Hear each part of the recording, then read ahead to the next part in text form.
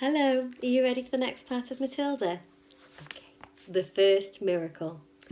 Matilda sat down at her desk. The Trunchbull seated herself behind the teacher's table.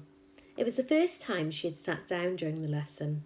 Then she reached out her hand and took a hold of her water jug. Still holding the jug by the handle but not lifting it yet, she said, "I have never been able to understand why small children are so disgusting. They are like insects. We get rid of flies with fly spray and by hanging up fly paper. I've often thought that inventing a spray getting rid of small children. How splendid it would be to walk into this classroom with a gigantic spray gun in my hands and start pumping it. Wouldn't that be a good idea, Miss Honey?" "If it's meant to be a joke, Headmistress, I don't think it's a very funny one," Miss Honey said from the back of the class. "You wouldn't, would you, Miss Honey? And it's not meant to be a joke. My idea of a perfect school, Miss Honey, is one that has no children at all." "The woman is mad," Miss Honey was telling herself. "She's round the twist. She's the one who ought to be gotten rid of." The Trunchbull now lifted the large blue porcelain water jug and poured some water into her glass. And suddenly, with the water, came out the long, slimy newt, straight into the glass. Plop! The Trunchbull let out a yell and leapt off the chair as though a firecracker had gone off underneath her. "What is it? Oh, it's disgusting! It's a snake! It's a baby crocodile! It's an alligator!" "Look out, Miss Trunchbull," cried Lavender. "I'll bet it bites." The Trunchbull, this mighty female giant, stood there in her green breeches, quivering. She was especially furious that someone had succeeded in making her jump and yell like that, because she prided herself on her toughness. Slowly she sat down again in her chair. She looked at this moment more terrifying than ever before. The fires of fury and hatred were smouldering in her small black eyes. "Matilda, stand up!" she barked. "Who, me? What have I done?" "Stand up." "I haven't done anything, Miss Trunchbull. Honestly, I haven't. I've never seen that slimy thing before. Stand up at once." Reluctantly, Matilda got to her feet. She was in the second row. Lavender was in the row behind her, feeling guilty. She hadn't intended to get her friend into trouble. "You are a vile, repulsive, malicious little brute," the Trunchbull was shouting. "You are not fit to be in this school. You ought to be behind bars. That's where you ought to be." The Trunchbull was in such a rage that her face had taken on a boiled colour and little flecks of froth were gathering at the corners of her mouth. But she was not the only one who was losing her cool. Matilda was beginning to see red. She didn't in the least mind being accused of having done something that she had actually done, but she could see the justice of that. It was, however, a totally new experience for her to be accused of a crime that she definitely had not committed. "I did not do it!" she screamed. "Oh, yes, you did," the Trunchbull roared back. "Nobody else could have thought of a trick like that. Your father was right to warn me about you." "I'm telling you I did not do it," Matilda screamed. "I've never seen a creature like that in my life." "You have put a crocodile in my drinking water. There is no worse crime in the world against a headmistress. Now sit down and don't say a word." "But I'm telling you," Matilda shouted, refusing to sit down. "I'm telling you, sit down." Matilda sat down. Oh, the rottenness of it all. The unfairness. How dare they expel her for something she hadn't done? Matilda felt herself getting angrier and angrier. The newt was still squirming in the tall glass of water. It looked horribly uncomfortable. Matilda glared at the Trunchbull. How she hated her. She glared at the glass with the newt in it. She longed to march up and grab the glass and tip the contents, newt and all over the Trunchbull's head.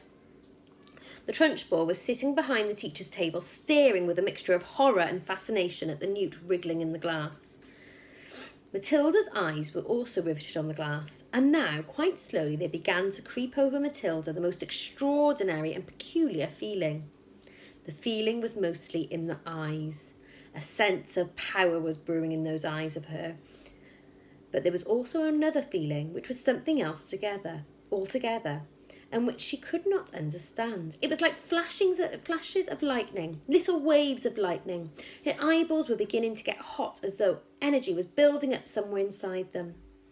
She kept her eyes steadily on the glass, and now the power was concentrating itself in one small part of each eye and growing stronger and stronger. And it felt as though millions of tiny little invisible arms and hands were shooting out of her eyes towards the glass she was staring at. "Tip it," Matilda whispered. "Tip it over." She saw the glass wobble. It actually tilted backwards. She kept pushing it with all of those millions of invisible little arms and hands that were reaching out from her eyes, feeling the power that was flashing straight from the two little black dots in the very centres of her eyeballs. "Tip it," she whispered again. "Tip it over." Once more the glass wobbled. She pushed harder still, willing her eyes to shoot out more and more power. And then, very, very slowly, so slowly she could hardly see it happening, the glass began to lean backwards, farther and farther and farther backwards, until it was balancing on just the edge of its base. And there it teetered for a few seconds before finally toppling over and falling with a sharp tinkle onto the desktop. The water in it and the squirming newt splashed out all over Miss Trunchbull. The headmistress let out a yell that must have rattled every window pane in the building. The newt clutched desperately at the cotton smock where it covered the great chest of the Trunchbull, and there it clung with its little claw-like feet. The Trunchbull looked down and saw it, and she bellowed even louder, "Ah!" And with a swipe of her hand, she sent the creature flying across the classroom. It landed on the floor beside Lavender's desk, and very quickly she ducked down and picked it up and put it into her pencil box for another time. A newt, she decided, was a useful thing to have around. The Trunchbull, her face more like a boiled ham than ever, was standing before the class, quivering with fury. "Who did it?" she roared. "Come on, own up." Nobody answered. "Matilda, I know it was you." Matilda, in the second row, sat very still and said nothing. A strange feeling of serenity and confidence was sweeping over her all of a sudden, and she found that she was frightened by nobody in the world. With the power of her eyes alone, she had compelled a glass of water to tip and spill its contents over the horrible headmistress. And anybody who could do that could do anything. "Speak up! Admit you did it!" "I have not moved from my desk, Miss Trunchbull, since the lesson began. I can say no more."